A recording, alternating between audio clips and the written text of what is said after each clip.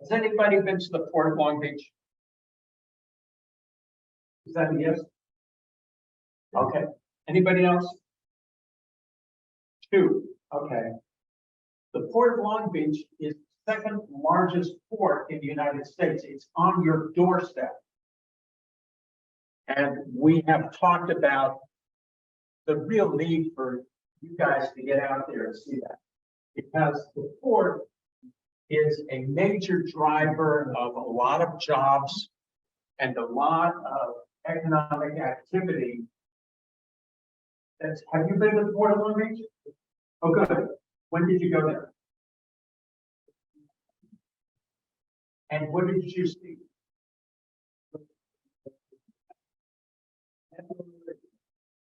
Okay. So the Port of Long Beach has been the number 2 port in the United States. LA is number 1. Between the 2 ports, we do about 19 million 20-foot unit containers, or roughly about 10 billion containers a year. Now, in 2021, we couldn't get across the street because rail broke down. And then when that happened, it impacted trucking because we couldn't move the number of boxes that we needed. And there wasn't the space to put things. I mean, literally everything sort of fell apart. And one of the reasons for that is that we have not invested enough in our infrastructure.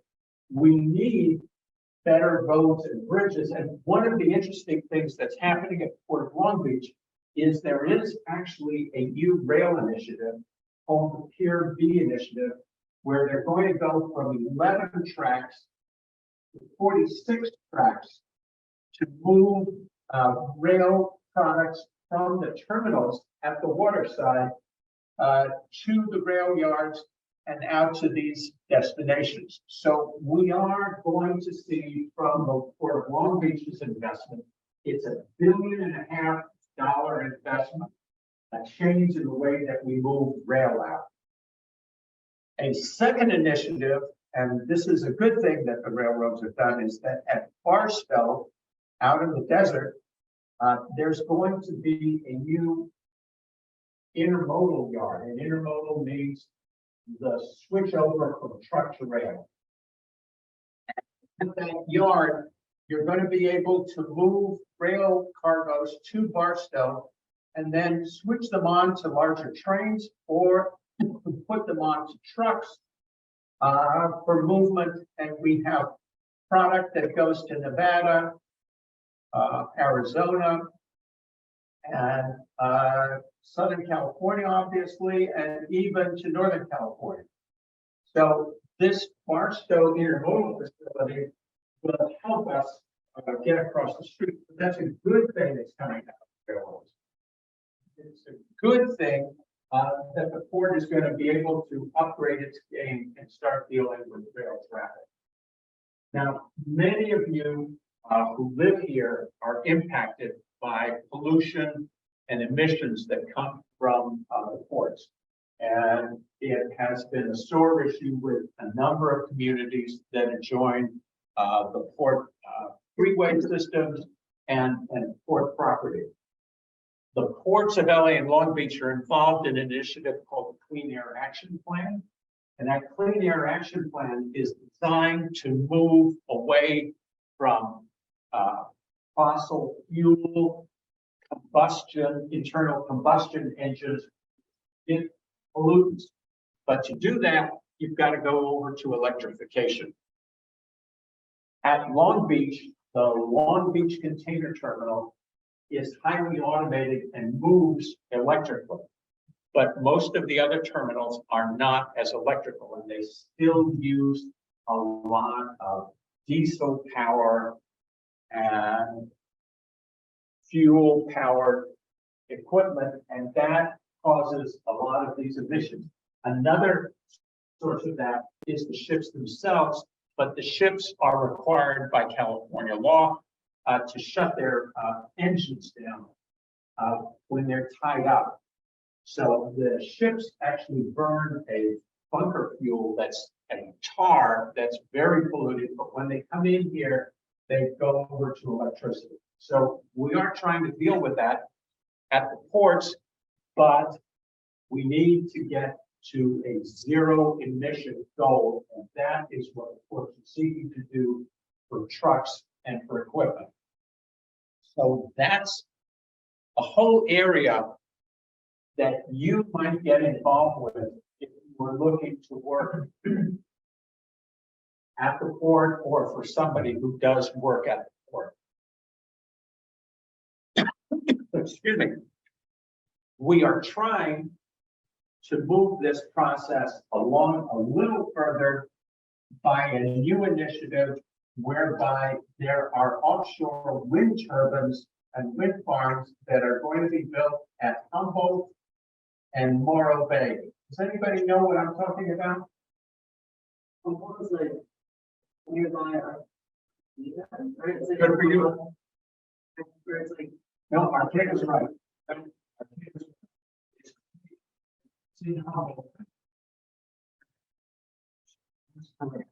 Has anybody ever seen an offshore wind turbine? Do you know what I'm talking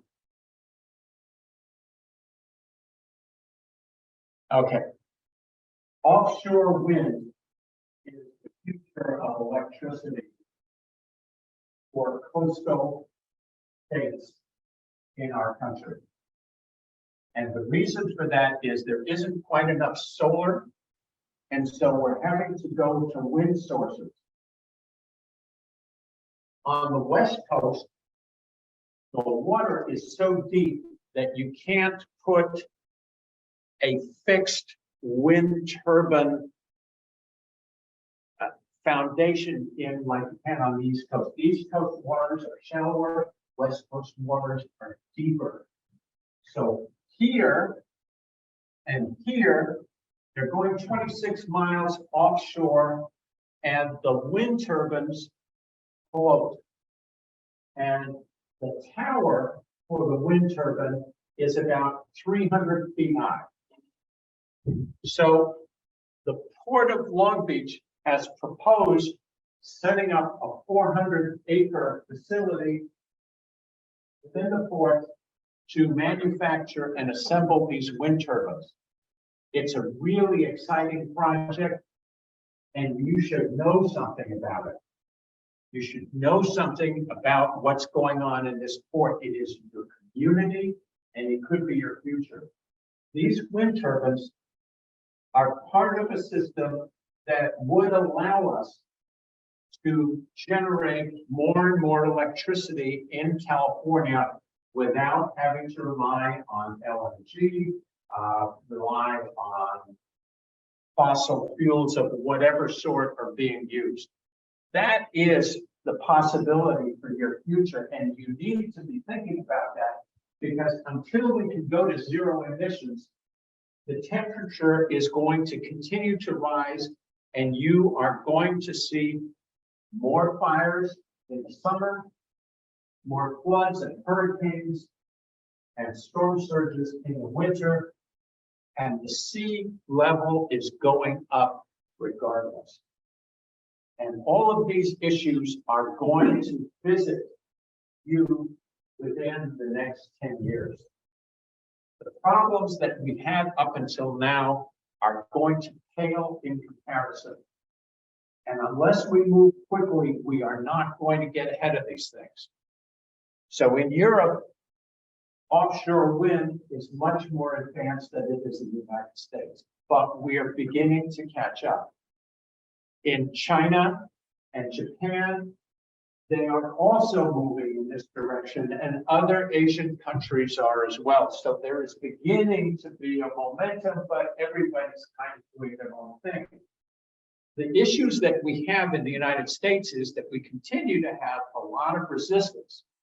And one of the problems that we have is the fossil fuel people have a strong lobby. And I was talking to your your colleagues in another class.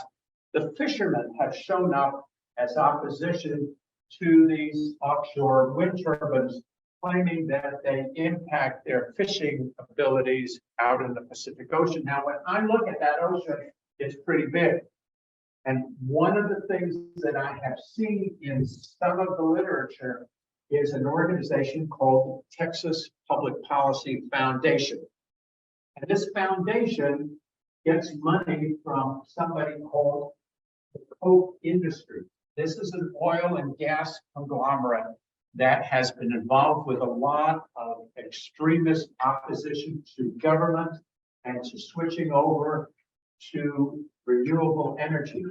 They were involved in opposing several projects on the East Coast, and fishermen and the Koch industries and some of the fossil fuel lobbies are involved in opposition to offshore wind here as well. There are other issues that need to be addressed, but those are the consequential ones. We can get these things built, and if we get them built, we will be able to start moving the state to a zero emission capability. And it is even possible that we might be able to bring the power down to Southern California at some point. The Port of Long Beach is proposing the Pier Wind terminal, a 400-acre facility. They're now doing research on that. That could employ thousands of people in this region to do a number of jobs: electrical, welding, fitting, construction, engineering. Yes. How fast do you think the timeline is on that? How many years till you actually be able to see it? The hope is that the first wind turbines will be online in 2030. The problem is that we have a regulatory environment in California that's pretty strict. And I said earlier that some of the regulation is really good because it protects people. It gives us more protection for derailments, and it makes some of our functions like the railroads work better. It protects people from a lot of safety and health issues. But on the other hand, we're not moving fast enough in the regulatory environment to take care of the fact that we have a timeline with global warming. We have projections that within the next 10 years, we're going to start having severe weather problems. If these things are not in place, your chances of dealing with them are going to be tougher. Yes.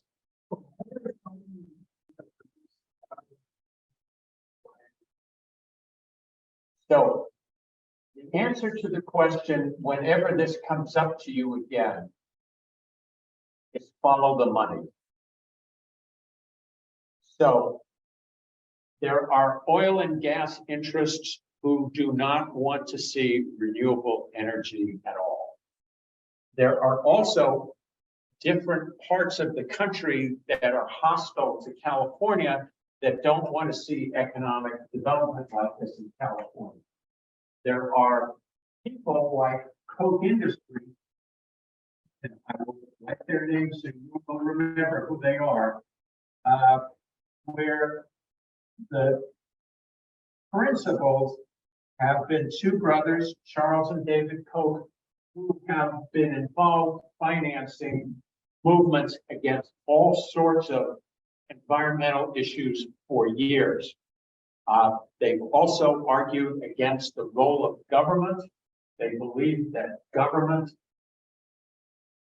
as a regulator of any sort is an ideologically bad thing. And the reason they believe that is it cuts into their money. And back in the 1970s, this company was involved in a major pollution incident in which the Environmental Protection Agency came down on them.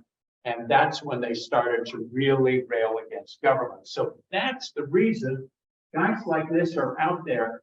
And they argue that there is science that says that global warming isn't really happening, that there's should be disagreements, that some of these fires are just natural causes. but it's about money. And we need to be really careful not to let these guys get away with our ability to develop these kinds of assets, because it would offer a whole new type of business and opportunity for people like you who are graduating into the workforce and have the opportunity to go work here. So that's the answer.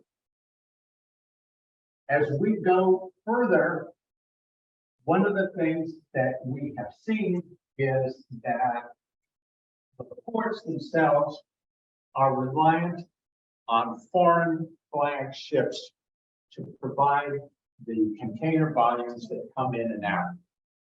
And this became a problem during the supply chain crisis because business got really good and there were lots and lots of ships lined up ready to come in.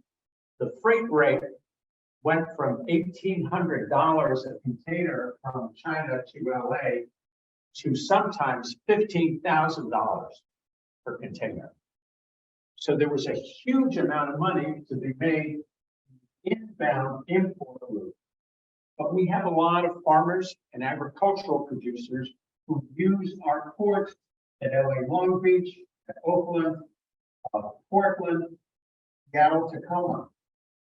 And their ability to get their products to those ports and to customers in Korea, Japan, Taiwan, China, Philippines, Southeast Asia was impacted by this supply chain crisis, because if I'm making $15,000, $20,000, I really am not interested in taking a container back for $1,700. What I want to do is I want to move this box back as fast as possible so I can make another $10,000. So that's what happened. And as a result of that, there was pushback by the farming interests and other interests who are supporting our exports. And a new law was passed that has clamped down on the actions by foreign flag carriers who are discriminating against people trying to get their containers to market. But even so, we don't have US flag carriers. So we don't have people representing us. And that's one of the problems.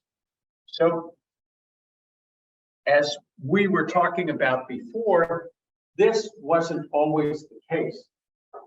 The supply chain problems that we're having today are a reflection of our lack of American shipping and American shipbuilding. And that is something that you have very little relationship with, because when we were doing things differently, it was a long time ago.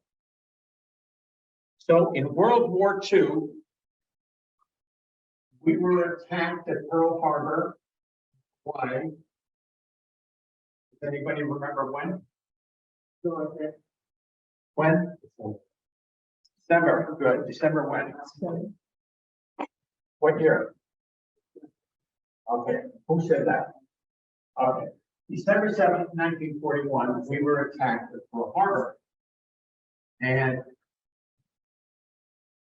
there's always been a lot of controversy. There were signs that the Japanese were already attacking China. They were moving militarily in a lot of different areas.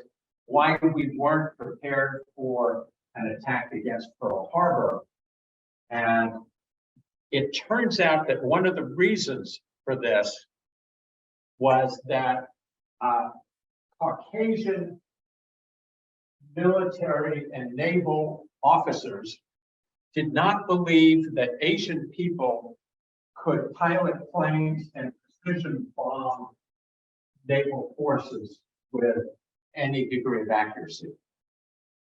And on December 7th, 1941, that misconception was proven to be a misconception. So in any case, the United States went to war, and we were fighting a war in Europe against Hitler and we were fighting a war against Japan. And one of the problems we had was we didn't have any ships. We didn't think we needed them. So the British, who were already at war in 1939, came to the United States and asked for help building a new class of freighter to carry freight from the United States to Britain and ultimately to the European front.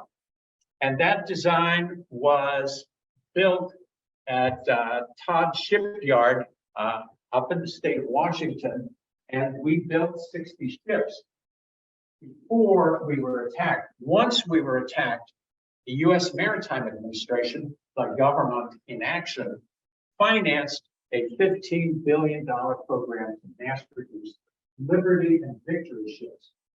And we produced 2,600 of them between 1942 and 1945. Today, I don't think we build 10 ships.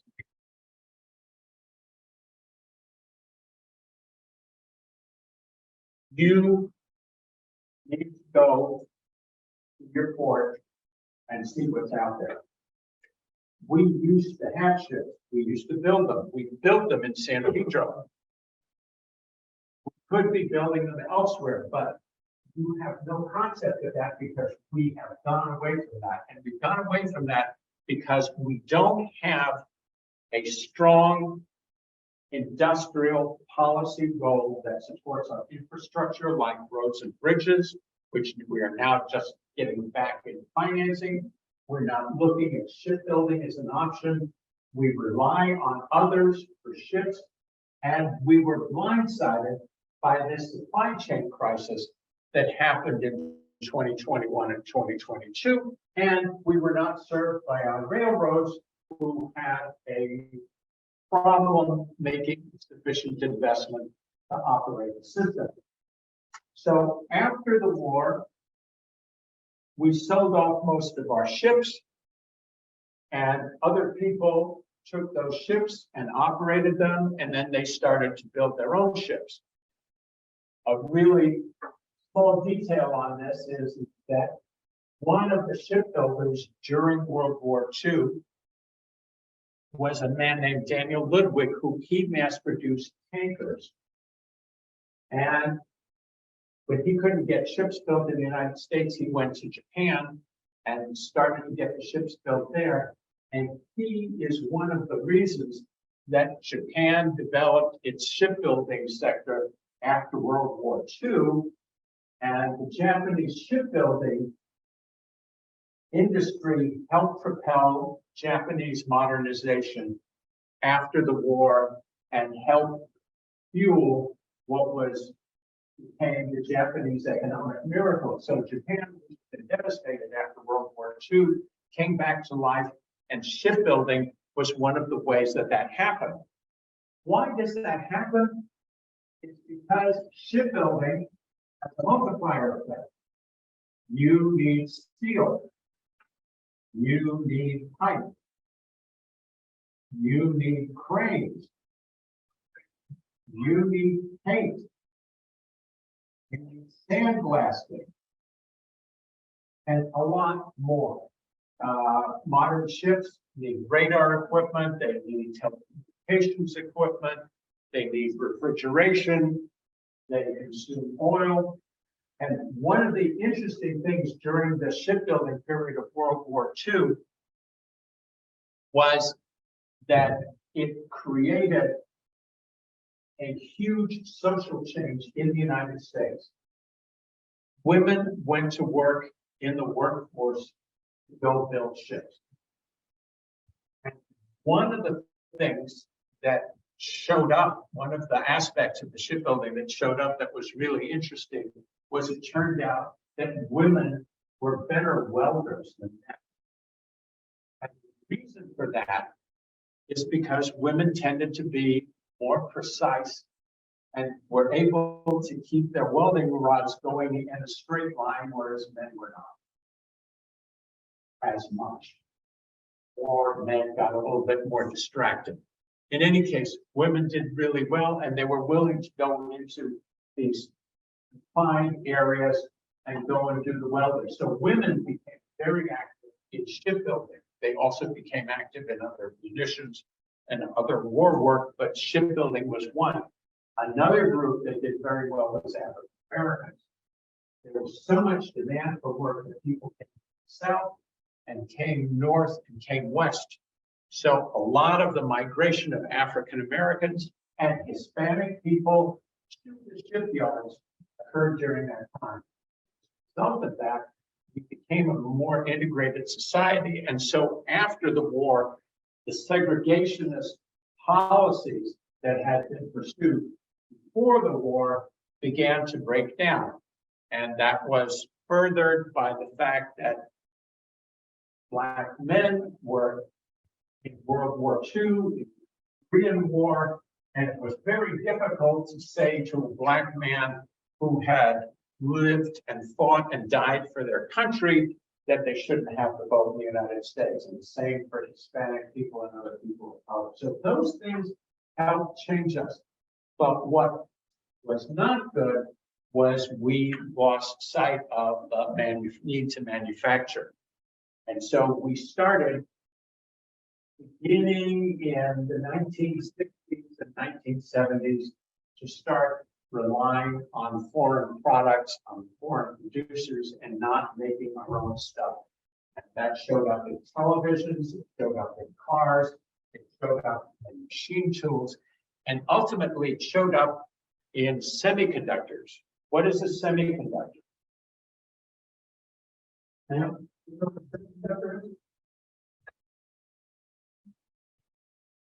What's in your computer?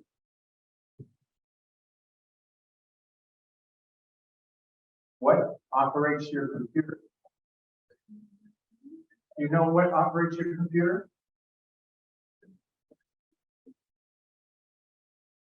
Thank you.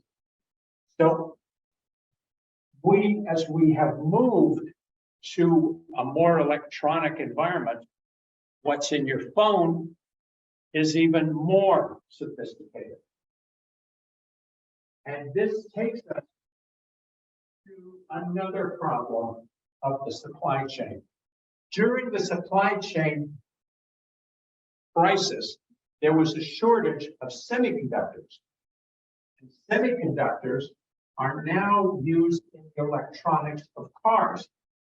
Any one of you who has a car where there's any kind of light on has probably got a semiconductor in it.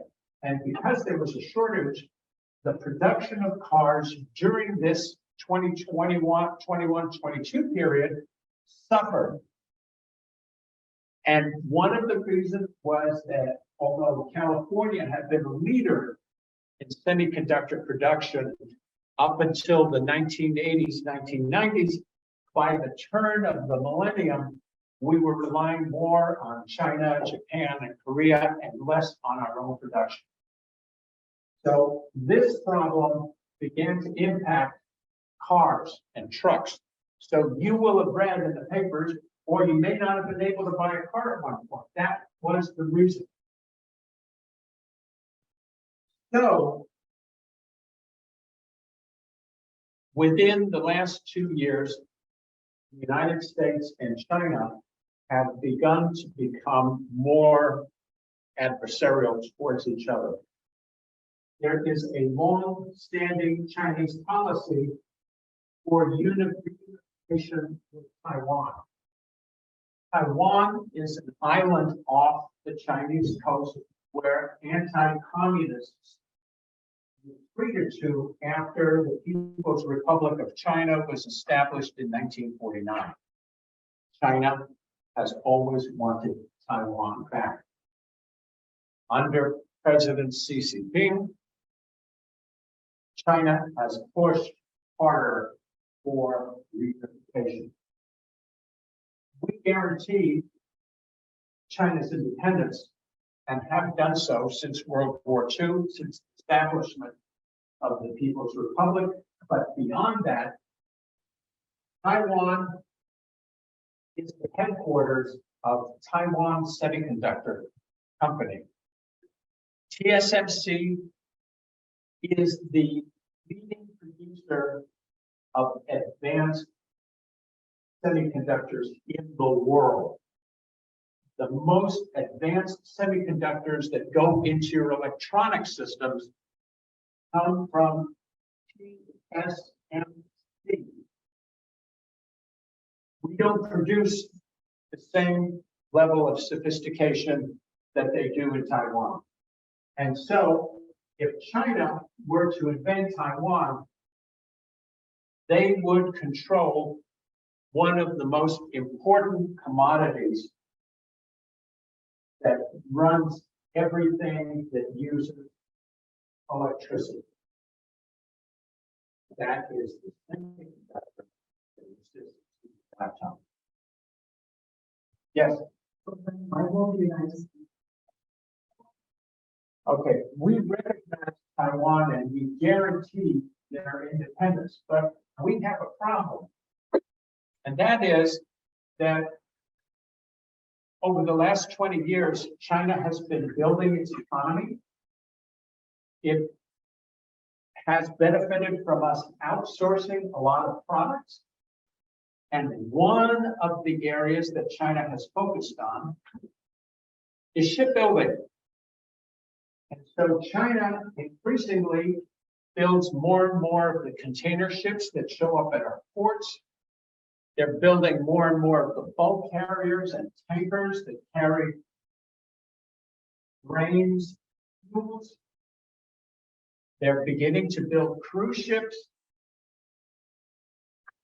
And they're also beginning to build warships. The United States is not building many ships. And because we don't build them, we don't have the sophistication that we used to have on building these vessels for our commercial needs or for our military needs. So Laura and I have talked about having Bruce Jones, who has written a book called Who Rules the Waves, which is a book that discusses the rise of China and its increasing dominance in the ocean trades, which we have been neglecting. And while China is mass producing a number of different types of ships, we build maybe about 10 ships a year in the United States. So like our roads and bridges, like our education system, like our semiconductor losses, like our inability to invest in our railroads and our ports, we have allowed the investment in our infrastructure, which was mandated by stronger governmental roles, not to happen. We've let that slip away from us. Last year, the Inflation Reduction Act passed by Congress and the Biden administration started to put money back into a lot of infrastructure and renewable energy. So it's going to help us finance things like these offshore wind farms.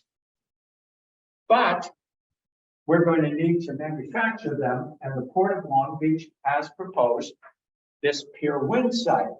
But in order for us to build these offshore wind farms, floating wind terminals, floating wind platforms, we're going to need to have skills like these skills, and welding, and electrical. We're going to need electricians. We're going to have to go back to doing things that we used to do that made us successful. And in order for that to happen, you are going to have to be more educated about what's out there and what might be available to you. And you're going to have to go back to school because what you learn here isn't enough. And one of the problems that we have had for many years now, our education system has not emphasized the manufacturing skills that we need, some of the construction skills that we've allowed to go away, and mathematics. And mathematics is a big part of everything. I have a friend of mine who is working at a company, and they put out a bid, a a job listing for a PhD in semiconductor design that required a mathematic background that they could not find from a US citizen.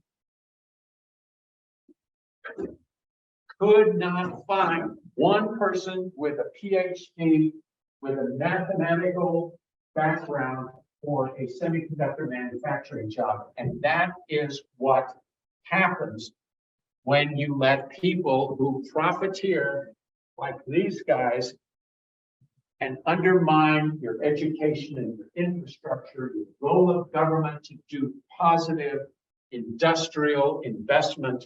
And when you treat government investments like they're bad for your personal balance sheet. So that's the kind of situation that we're looking at. And from a military standpoint, these guys have got to go about 150 miles. We Americans are going to have to go about 6,000 miles, and we don't have the ships. And we don't have the support systems. So there is a chance that even with all of our sophisticated weaponry, we could lose this fight. And if we lost this fight, we could lose that and our allies in Japan and Korea and the Philippines, Southeast Asia, and Australia, and New Zealand would be vulnerable to being influenced by China, and the United States might not be able to function in the Pacific. And this might also affect Hawaii, that might be subject to an attack if there were hostilities here.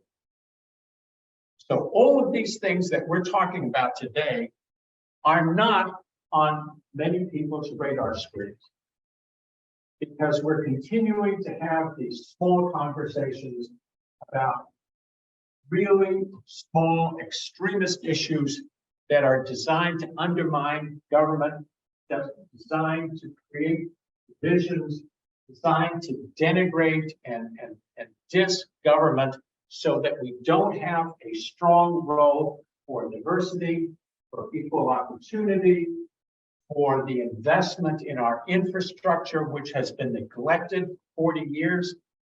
And we're not making the changes that we need to make. And we need to change that. The Supreme Court of the United States is hearing the proposal by the Biden administration to forgive student loans on a massive basis. It's likely the Supreme Court is going to find this unconstitutional, not because it is, but because they don't approve of the government for giving debts to bankers. And bankers have exploited students in the student loan arena and unfairly placed a burden on your ability to get an education, which discriminates against you as opposed to somebody whose family has money, who can afford to go to Stanford or Berkeley or UCLA or USC and spend the high amount of money that it now takes to go to school. In other parts of the world, education is free. It's free because governments, those bad people that these guys don't like because they make rich people's lives less fun, it's free because it is your right to have an education. And we used to be the pioneer in that concept. But now it costs money. And very quickly, I will tell you the story that there was a guy named Horace Mann back in Boston in the 1820s who argued before the Boston Education Board that schooling for young people should be free. Because if you had an educated workforce, when they came to go and work for you in your business, they would have the educational skills that would make them useful and productive employees.